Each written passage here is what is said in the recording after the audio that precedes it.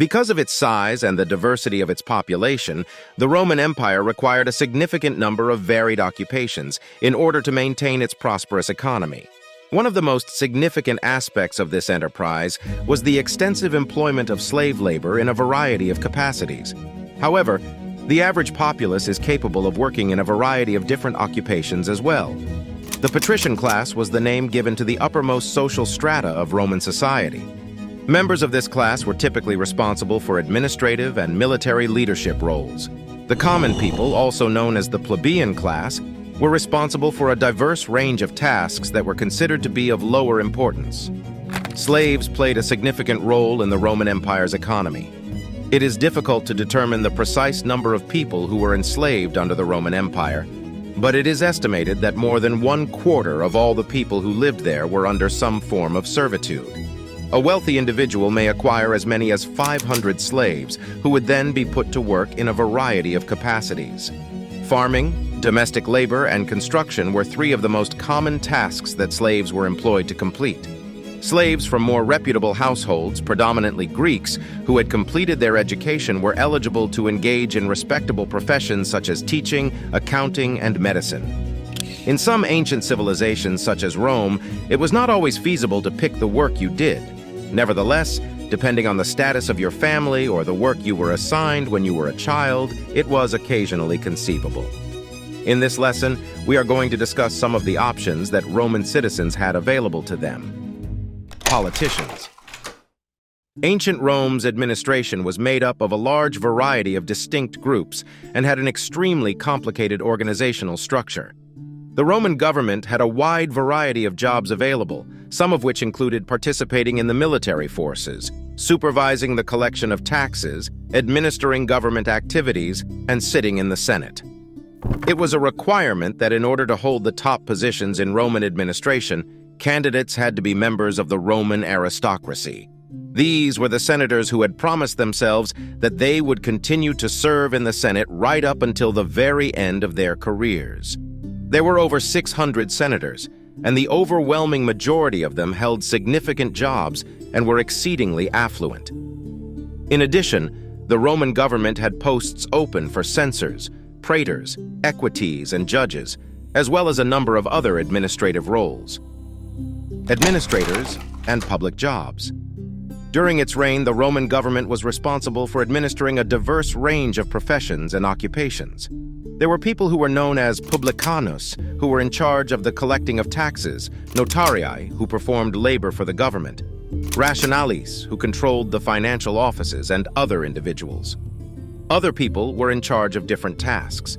Lawyers, teachers, and engineers were the only Romans who could find job in professions such as law, teaching, and engineering, respectively.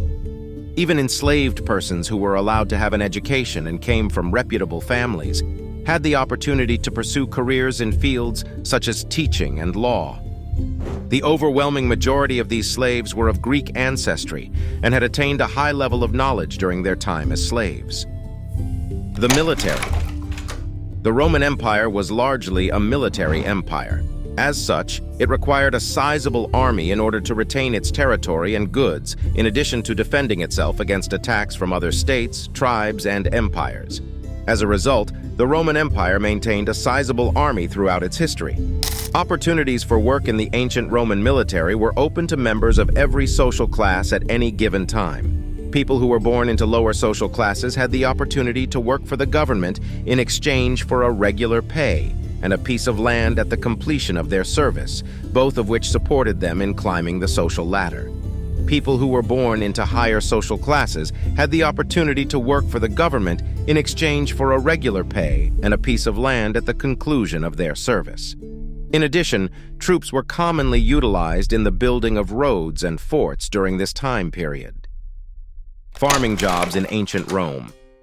In ancient Rome, a considerable amount of the land that was available was used for agricultural purposes. Farming and agriculture were critical to the continued existence of big urban populations in ancient Rome, and the industry offered a substantial number of job opportunities.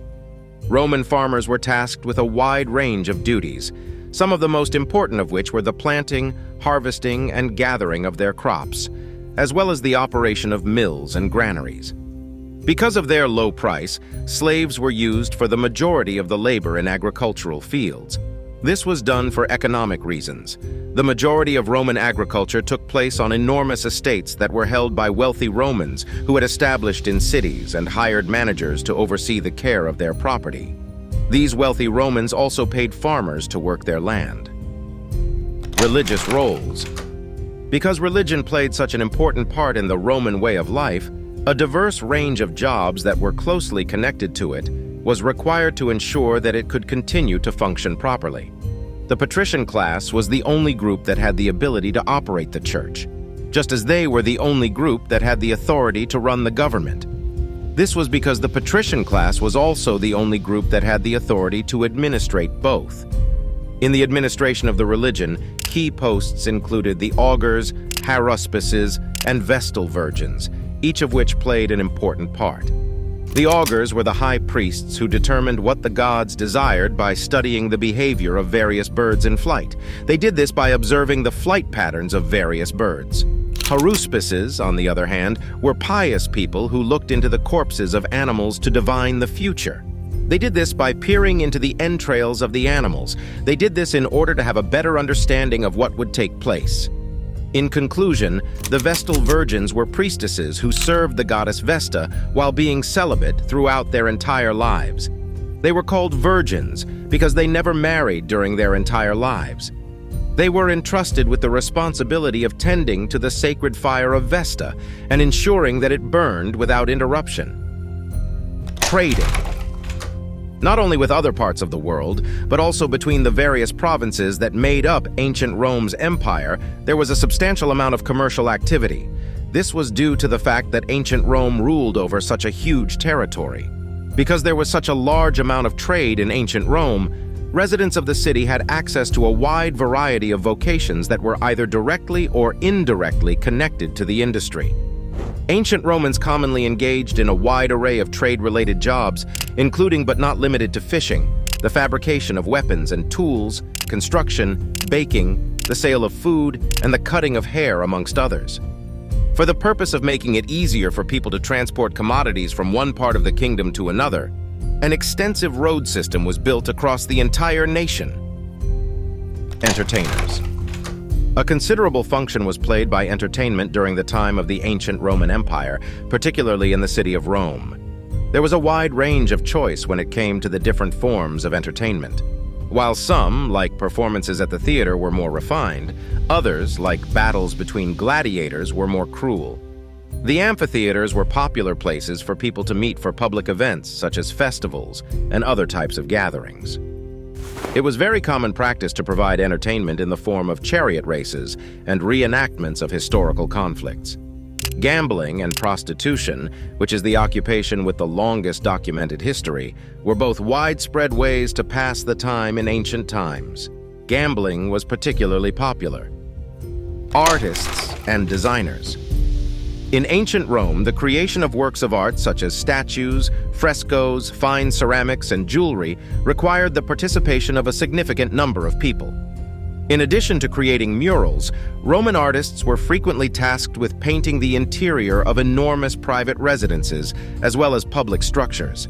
Craftsmen and artists in ancient Rome were responsible for a wide range of duties, including the fabrication of weaponry for the military, the ornamentation of pottery and jewelry, the construction of sculptures and frescoes, and more.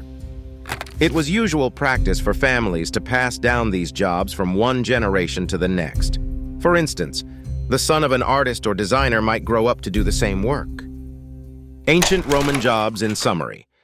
Ancient Roman civilization consisted of a diverse group of people hailing from a wide range of ethnicities and cultural backgrounds. In addition to this, it was a massive kingdom that had control over more than 25% of the total population of the known world. In order to keep the economy of this massive empire afloat, a wide variety of occupations were required. Persons in higher social classes were more likely to have influential and respected occupations, such as directing the government or the military, whilst persons in lower social classes held a wide variety of employment opportunities. This large economy was notable for a number of reasons, one of which was that it placed a significant emphasis on the use of slave labor. We hope you like this video, subscribe to the channel if you're a history addict, and please let us know about what civilization or time period we should talk about. Also, watch another video here.